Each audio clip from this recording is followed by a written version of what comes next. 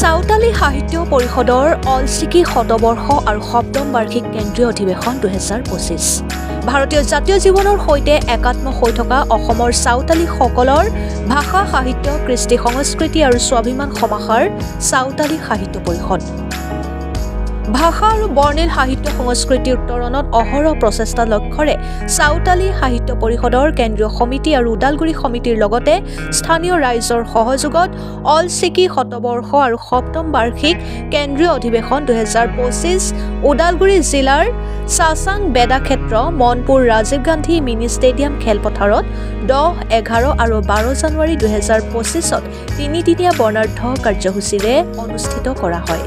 প্ৰথম দিনা তথা 10 জানুৱাৰী বিয়লিৰ পৰা আৰু দ্বিতীয় দিনা তথা 11 জানুৱাৰী বিভিন্ন কাৰ্যসূচীৰ অন্তত নিশা কল্যাণ এছ কেন্দ্ৰীয় সম্পাদক জয়ৰাম টুডুগুৰি লোকসভাৰ সাংসদ দিলীপ শইকীয়াৰ উপস্থিতিত আদিবাসী কল্যাণ আৰু উন্নয়ন পৰিষদৰ অধ্যক্ষ ডক্টৰ অসীম হাজদাই উদ্বোধন কৰা সংস্কৃতি সন্ধিয়া কাৰ্যসূচীৰ অন্ত পৰে।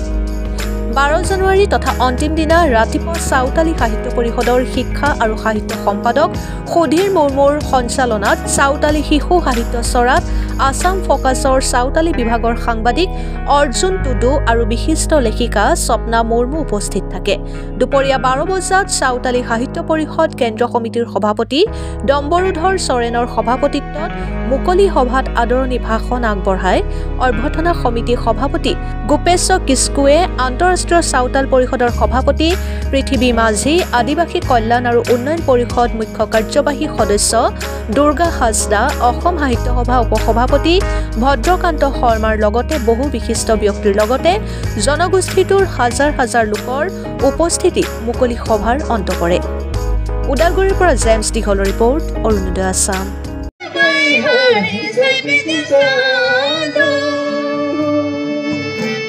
Sasang jandi boni pira aguamon bondrege tabuna aguamon bon আজি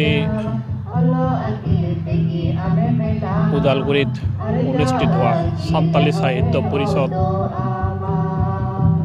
মোক ইয়াতে বিশিষ্ট অতিথি হিচাপত মাতিছিল। অলৰেডি সাহিত্যখিনি ইয়াত বহুতখিনি বিশিষ্ট ব্যক্তিবিলাকৰ উপস্থিত হোৱাৰ লগতে যিখিনি সাহিত্য কামবিলাক সেইখিনি কামবিলাক মোক যিখিনি সহযোগ কৰিব কৈছে সেইখিনি সহযোগ কৰিছোঁ। আৰু আপোনালোকে দেখিছে ইয়াত সুন্দৰভাৱে পৰিষদৰ সভাখিনি চলি আছে সেইখিনি আৰু মানে আপোনালোকৰ যি কাউন্সিল গঠন হোৱাৰ পিছত হয় উন্নয়নৰ ক্ষেত্ৰত কেনেদৰে আগবাঢ়িছে? আমি কাউন্সিল গঠন হোৱাৰ পিছত উন্নয়নত আগবাঢ়ি গৈ আছে। যিহেতু পুঁজি আমাৰ SOPD অলপ কম দিছে তো যিখিনি পুঁজি দিছে সেই পুঁজিৰ দ্বাৰাই ধুমধাম কামবিলাক হৈ আছে। আৰু যিটো পেকেজৰ কাম এইটো এটা প্ৰচেছ আছে। সেই প্ৰচেছৰ মাধ্যমত সেইটোও আগবাঢ়ি গৈ আছে। আশা কৰিছোঁ দিল্লীৰ পেকেজটো অহা 2 মাহৰ মানৰ ভিতৰতে দিল্লীৰ পেকেজতো 200 কোটিটো পাই যাম। আৰু আপোনালোকৰ চুক্তি হোৱাৰ পিছতে লিপিৰ ক্ষেত্ৰত যি গভৰ্ণমেণ্টে এটা আগৰণুৱা স্থিতি ল'লে এই বিষয়ে আপুনি কি? সেইটো বহুত ভাল। সাঁওতালি লিপি অলচিকি গভৰ্ণমেণ্টে বিনা আন্দোলনত আমাৰ হিমন্ত ছাৰে CM ছাৰে আমাক অলচিকি লিপি দি দিছে। বহুত ভাল, বহুত আনন্দৰ বিষয় এইটো।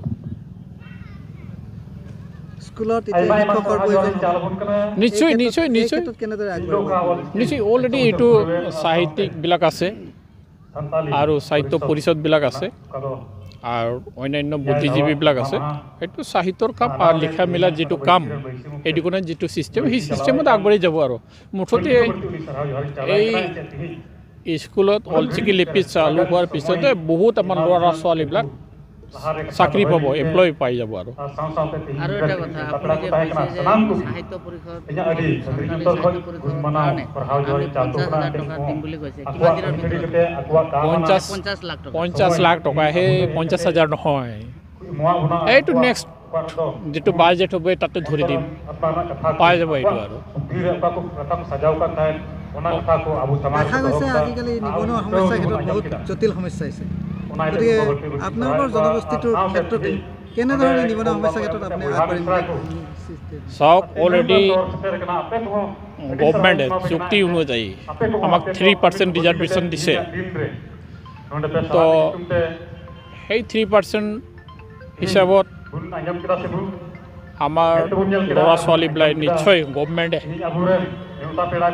তাতে চাকৰিটো দিব